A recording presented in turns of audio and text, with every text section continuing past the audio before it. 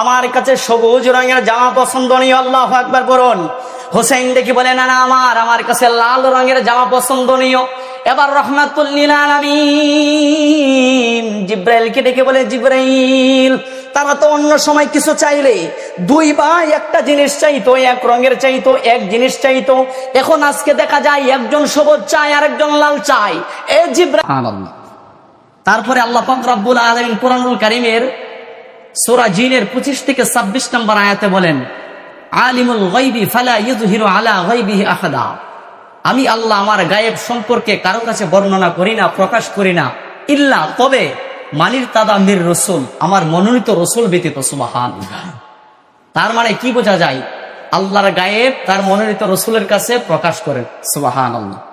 শুধু তাই নয়, আল্লাহ পাক রব্বুল আলামিন আবারও বলেন, ওয়াসাদাকাল্লাহু ওয়া রাসূলুহু, আমি আল্লাহ যা বলি আমার রাসূল যা বলে সব সত্য। সুবহানাল্লাহ। তাহলে ওই রাসূলের জবান মুবারক থেকে শুহাদায়ে কারবালার আলোচনা শুনবো।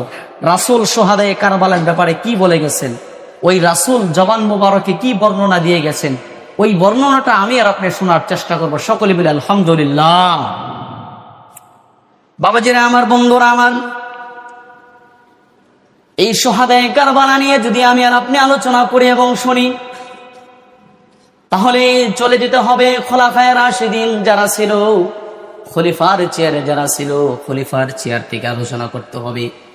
এই খলিফার চেয়ার থেকে রাজনৈতিক কারণে শুহাদায়ে কারবালা ঘটেছে আমি আর আপনি জানি, কিন্তু তার মূল হাকিকত হচ্ছে উম্মতে মুহাম্মাদের মুক্তির জন্য শুহাদায়ে কারবালা। সুবহানাল্লাহ পড়ুন না। শুধু তাই নয়,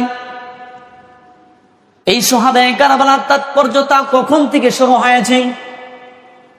ঈদের দিনে আম্মা জান ফাতেমাতুজ জাহরা রাদিয়াল্লাহু তাআলা আনহার কাছে ইমাম হাসান ওয়াল হুসাইন সাইয়্যিদা শাবাবি আহলিল জান্নাহ, জান্নাতের দুইজন যুবক, জান্নাতের দুইজন সর্দার আম্মা জান ফাতেমার কাছে গিয়ে বলে, মা, আজকে পবিত্র ঈদের দিন, সকল সন্তানেরা নতুন জামা পরিধান করবে, মা আমাদেরকে নতুন জামা দাও।